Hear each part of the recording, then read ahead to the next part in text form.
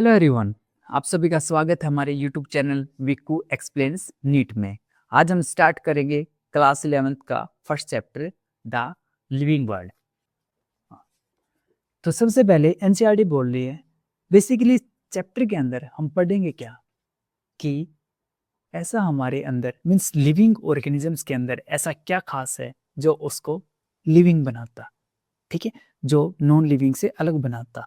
What makes us truly living, इस chapter के अंदर ये पढ़ेंगे। उसके बाद कि एक लिविंग ऑर्गेनिजम्स के कैरेक्टरिस्टिक्स क्या है, डिफाइनिंग कैरेक्टरिस्टिक्स क्या है, कि किस बेस पे हम बोल सकते हैं कि क्या वो एक पैरामीटर्स है जिनके बेस पे हम बोलेंगे हाँ this is living, this is not living, this is living, this is non living, ठीक है ऐसे।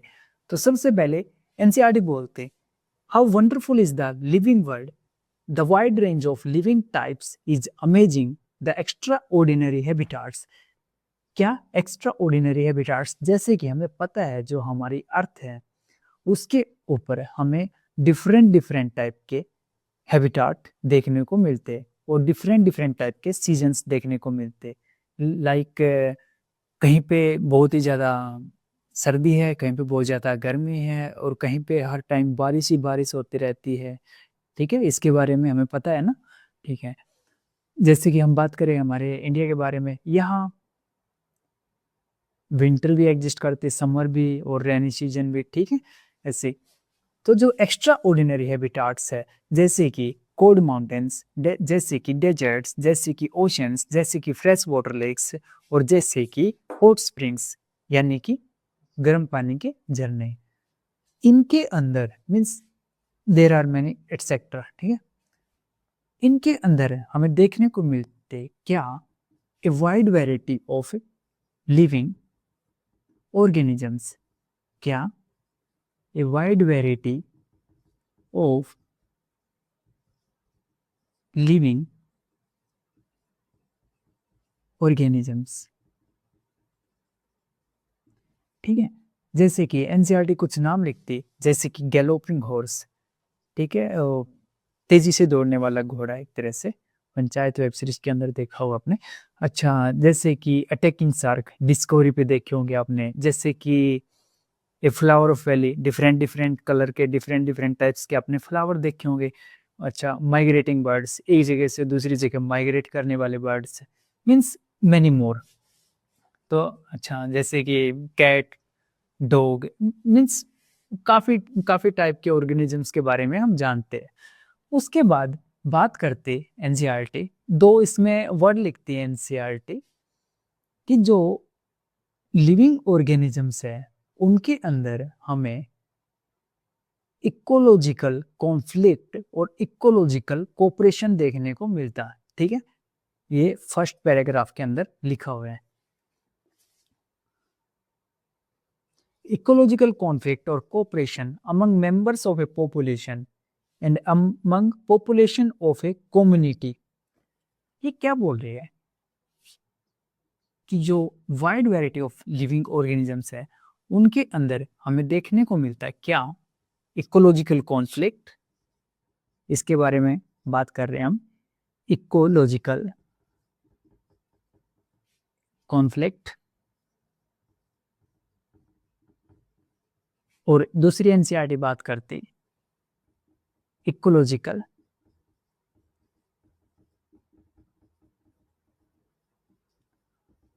कोऑपरेशन, ठीक है। इकोलॉजिकल कॉन्फ्लिक्ट का एक अच्छा एग्जांपल हो सकता है क्या, कंपटीशन, क्या भैया, कंपटीशन। और अगर मैं बात करूं इकोलॉजिकल कोऑपरेशन के बारे में, इसका एक अच्छा एग्जांपल हो सकता है क्या, म्यूचुअलिज्म, क्या, म्यूचुअलिज्म, ठीक है। अब बोलोगे कंपटीशन क्या होता है, म्यूचुअलिज्म क्या होता है, इनके बारे में डिटेल में हम पढ़ेंगे 12th क्लास के अंदर इकोलॉजी वाले पार्ट में। लेकिन फिर भी आपको बता देता हूँ जैसे कि मोटा मोटा जो हमारी अर्थ है, इतना तो हमें पता ही है कि जो हमारी अर्थ है इसके ऊपर फूड एंड स्पेस लिमिटेड है, पता ही है ना इतना तो। क्या, जो हमारे अर्थ है इसके ऊपर food and space means resources क्या है, लिमिटेड है। ठीक है, तो जो डिफरेंट पॉपुलेशन है, ठीक है, जैसे कि पॉपुलेशन है और इस पॉपुलेशन के अंदर ये स्पीसीज है, ये कोई अलग पॉपुलेशन है, इसके अंदर ये अलग स्पीसीज है। ठीक है, ऐसे ही हो सकता है यहाँ पे अलग स्पीसीज है, यहाँ पे अलग स्पीसीज है।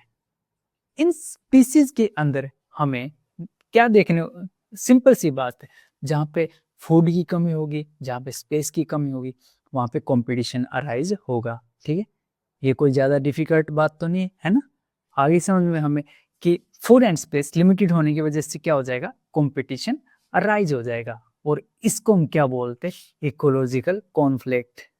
ठीक है, कॉन्फ्लिक्ट आ गया ना उनके बीच में। ठीक है, उसके बाद बात करते हैं हम किसके बारे में, इकोलॉजिकल कोऑपरेशन के बारे में।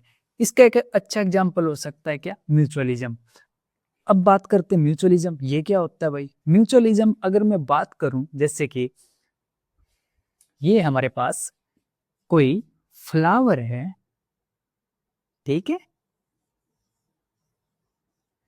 ये हमारे पास हो गया फ्लावर। ये फ्लावर चाहता है कि जो मेरे पोलन ग्रेन्स है वो एक जगह से दूसरी जगह मीन्स दूसरे फ्लावर के ऊपर पहुंच जाए।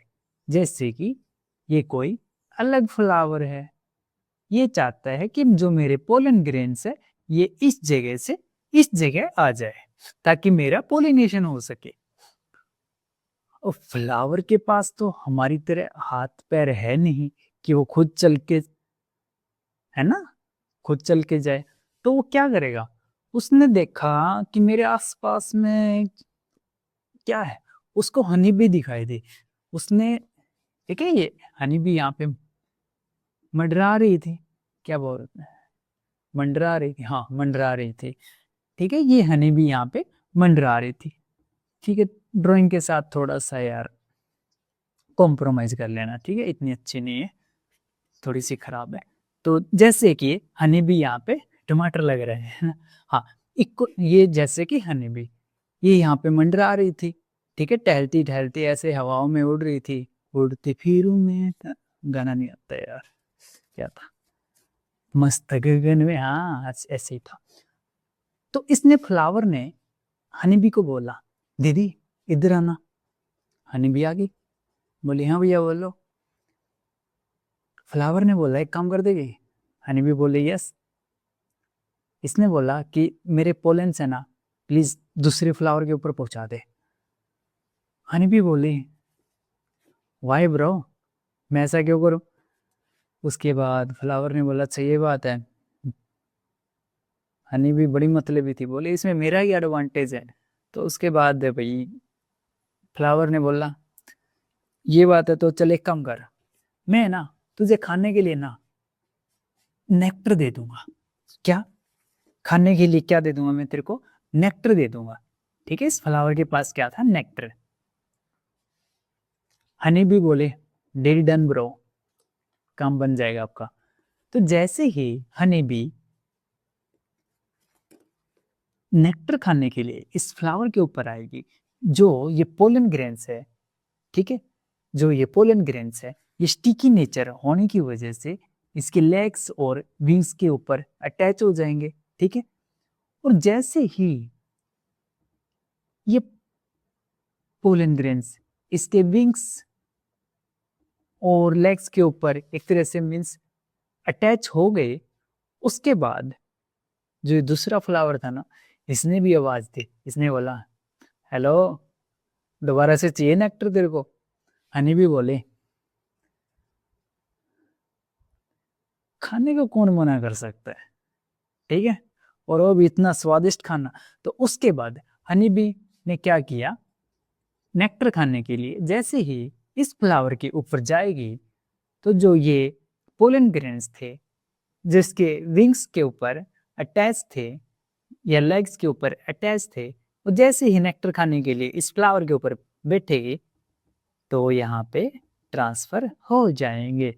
तो इस तरह इस फ्लावर का क्या हो गया, पोलिनेशन। हैप्पी हैप्पी हो गए, अरे वाह, थैंक यू दीदी।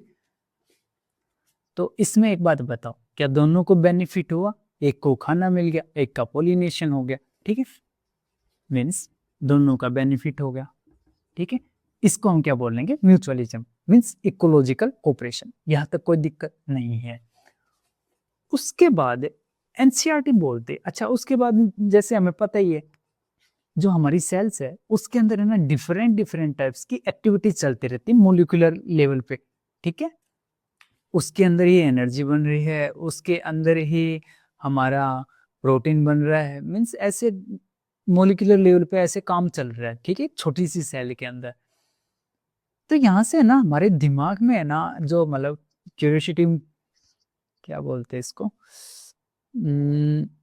हाँ, मीन्स हमारे दिमाग के अंदर ये सवाल आ गया, क्वेश्चन आ रहा है कि यार लाइफ होती क्या है, ठीक है, व्हाट इज लिविंग, आ गया ये क्वेश्चन। अब इस क्वेश्चन के अंदर है ना दो क्वेश्चन है, क्या है, दो क्वेश्चन है। पहला क्वेश्चन है जो हमने बिल्कुल स्टार्टिंग में डिस्कशन किया था कि ऐसा हमारे अंदर क्या है जो हमें नॉन लिविंग से अलग बनाता, पहला तो ये। और दूसरा है थोड़ा फिलोसफिकल कि बालक इस जीवन का उद्देश्य क्या है। तो फिलोसफर तो हम है नहीं, ठीक है, तो दूसरे क्वेश्चन पे हम ध्यान देंगे नहीं, हम ध्यान देंगे पहले वाले पे, ठीक है, as a biology student, as a science student, कि व्हाट इज लिविंग, कि किस बेस पे हम बोलेंगे कि लिविंग है। यहां तक कोई दिक्कत नहीं है। उसके बाद हम चलते व्हाट इज लिविंग।